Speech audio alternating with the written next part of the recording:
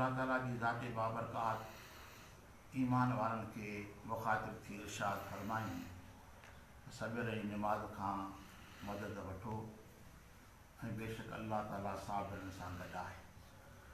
अॻिते इरशाद फरमाए जेके शख़्स अल्लाह जी राह में क़त्ल कया वञनि उन्हनि खे मुअल न चओ बल्कि उहे ज़िंदा आहिनि, बल्कि तव्हां उन्हनि जी ज़िंदगी खे हयाती खे सम्झी नथा सघो।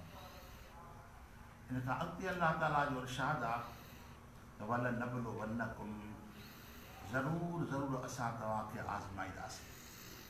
ताक़ीद सां अल्लाह ताला ताक़ीद सां फरमाए थो पियो त ईमान वारो जहिड़े बि हाल में हुजो, अमीरी में हुजो, ग़रीबी में हुजो, तव्हांखे असां आज़माईंदासीं। विशय मिनल ख़ौफ़, कुझु ख़ौफ़ सां, वल जूए कुझु बुख सां, व नक़्स मिनल अमवाल कुझु मालनि जे नुक़सान सां, वल अनफुस कुझु जानुनि जे नुक़सान सां, व समरात कुझु मेवनि जे नुक़सान सां। वो ख़ुशख़बरी आहे बाते सब्र कंदड़। अल्लाह ताला जी ज़ाते बाबरकात फरमायो त तव्हांखे असां ख़ौफ़ सां आज़माईंदासीं। यानी को इंसान ख़ौफ़ खां ख़ाली न आहे, ख़ौफ़ उन में आहे। छाजो किथे तलादा रिश्तेदारी में आहिनि, किथे क़ौमी तकरार आहिनि, कंहिं जॻह ते इहो ख़ौफ़ आहे त मां सुञो न थी वञा, ग़रीब न थी वञा, इहो ख़ौफ़ आहे त मुंहिंजे घर में धाड़ो न लॻे। यानी ख़ौफ़ हर सूरत में आहे। दुनिया जे माण्हू नंढो हुजे या वॾो हुजे, हर माण्हू में ख़ौफ़ आहे। उन खां पोइ अल्लाह ताला जी ज़ाते बाबरकात इरशाद फरमायो वल जूए, कुझु तव्हांखे बुख सां बि आज़माईंदासीं। बुख ऐं उञ या हिकिड़ी शिदत आहे, हिकिड़ी कैफ़ियत आहे इंसान में। बुख ऐं उञ ॾिसण में कोन ईंदी आहे, बल्कि हिकिड़ी कैफ़ियत आहे। उहो ई ॿुधाईंदो आहे त मूंखे उञ लॻी आहे, उहो ॿुधाईंदो आहे मूंखे बुख लॻी आहे। इहा अल्लाह ताला जी ज़ाते बाबरकात छो थो फरमाए त तव्हांखे बुख सां आज़माईंदासीं, उञ सां आज़माईंदासीं? छा अल्लाह जे ख़ज़ाननि में कमी आहे छा? इहो ई आहे त जेसि ताईं कंहिं शइ में शिदत पैदा न थींदी तेसि ताईं हुन में लज़त पैदा न थींदी। हिन वक़्तु उञ कंहिंखे न आहे त पाणी का आहे ज़रूरत, हैसियत पाणी जी आहे, कुझु न आहे। रमज़ान जो महीनो थिए थो, मुस्लमान जॾहिं रोज़ो रखे थो, सॼो ॾींहुं उञ में बुख में गुज़ारे थो, शाम जे टाइम में जॾहिं रोज़ो खोले थो पियो ॾिस त पाणी जो छा क़ीमत आहे, छा पाणी जो क़दुरु आहे। हाणे अल्लाह ताला जी ज़ाती बाबरकात इहो बुख छो थो ॾे? इन करे त तव्हां में क़दुरु नेमत पैदा थिए। बुख जी कैफ़ियत खे ॼाणो, बुख छा खे चइबी आहे, उञ छा खे चइबी आहे। जेसिताईं तोखे बुख न लॻंदी त ॿिए जी बुख जो अहसासु तो में कीअं पैदा थींदो? हीअ बुख आयल आहे। तोखे उञ न ॾींदुसि त ॿिए जी उञ जी तोखे कीअं ख़बर पवंदी? तुंहिंजो जो सिहतमंद बदन हुजे त ॿिए जी बीमारी जी कैफ़ियत तोखे कीअं महसूसु थींदी? अल्लाह ताला जी ज़ाते बाबरकात फरमाए त इन शयुनि सां मां तव्हांखे आज़माईंदो आहियां। बल जूए व नक़्स मिनल अमवाल, ऐं मालनि जे नुक़सान सां।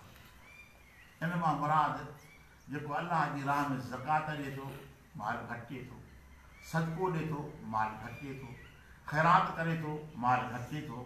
त अल्लाह ताला जी ज़ाते बाबरकात फरमाए माल घटिजण सां बि मां तव्हांखे आज़माईंदोमांव। ज़ाहिरनि में त ईअं थींदो, ज़ाहिरनि में ईअं थींदो त माल हाणे ॾिए थो पियो पंहिंजे, ज़ाहिर में घटिताई नज़र ईंदी, हक़ीक़त में अल्लाह ताला हुन में बरकत फरमाईंदो आहे।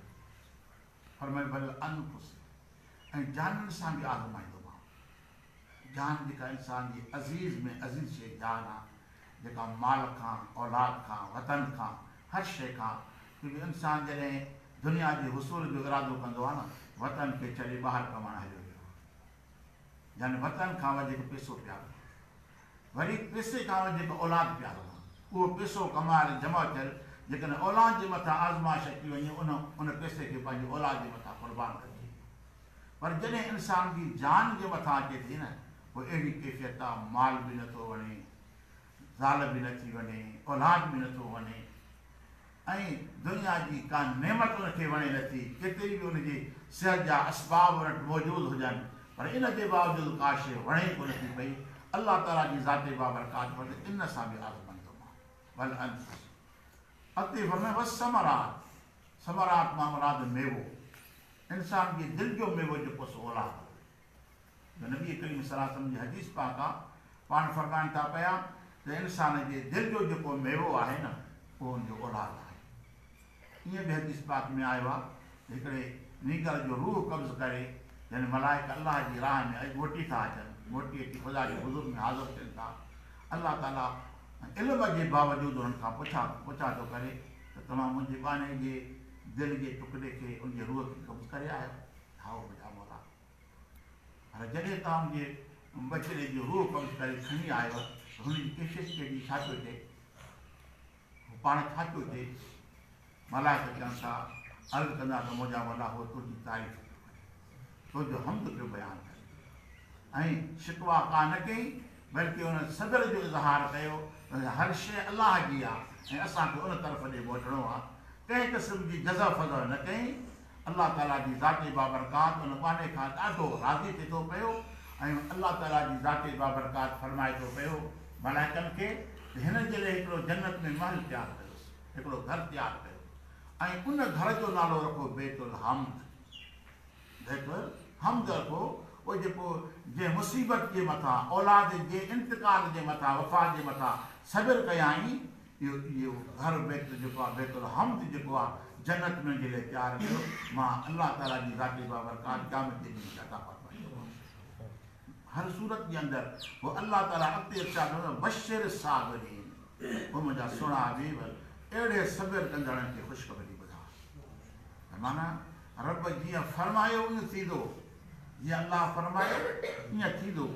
छो आज़माइश ईंदी, इम्तिहान ईंदो ऐं अलाह ताला ॿुधाए करे पोइ इरशाद थो फरमाए त हाणे ख़ुशख़बरी ॿुधा सब्र कंदड़नि खे जेके एतिरे नुक़सान जे बावजूदि बि उहे बरक़रार वेठा आहिनि ऐं पंहिंजे रब जे दर खे नथा छॾनि, न निमाज़ छॾियूं, न ख़ुदा जी फरमा बरदारी, न मदीने वारे साईं जी इताअत खे छॾियाऊं। मुंहिंजा महबूब उनखे ख़ुशख़बरी ॿुधाए अल्लज़ीन इज़ा असाबतहुम मुसीबतुन, जॾहिं उन्हनि खे पहुचे थी का मुसीबत, क़ालू इन्ना लिल्लाहि व इन्ना इलैहि राजिऊन, चवनि था त बेशक असां वास्ते अलाह जी आहियूं ऐं बेशक असां उनजे तरफ़ ॾे मोटींदड़ आहियूं। असांजो अंजाम, असांजी मंज़िल जेका सो पंहिंजे रब जी बारगाह ताईं आहे। अलाह ताला जी ज़ाती बाबरकात फरमायो त हिन शयुनि सां आज़माईंदोमांव, पर इन जी मोट सिर्फ़ु हिकिड़ी शइ आहे, उहा सब्र, इस्तक़ामत हुजे, दीन जे अंदरि सब्र हुजे, पोइ अलाह ताला जी ज़ाती बाबरकात में बरकत फरमाए। दुआ आहे त अलाह ताला असांखे अमल करण जी तौफ़ीक़ अता फरमाए। ममा तौफ़ीक़ी इल्ला बिल्लाह।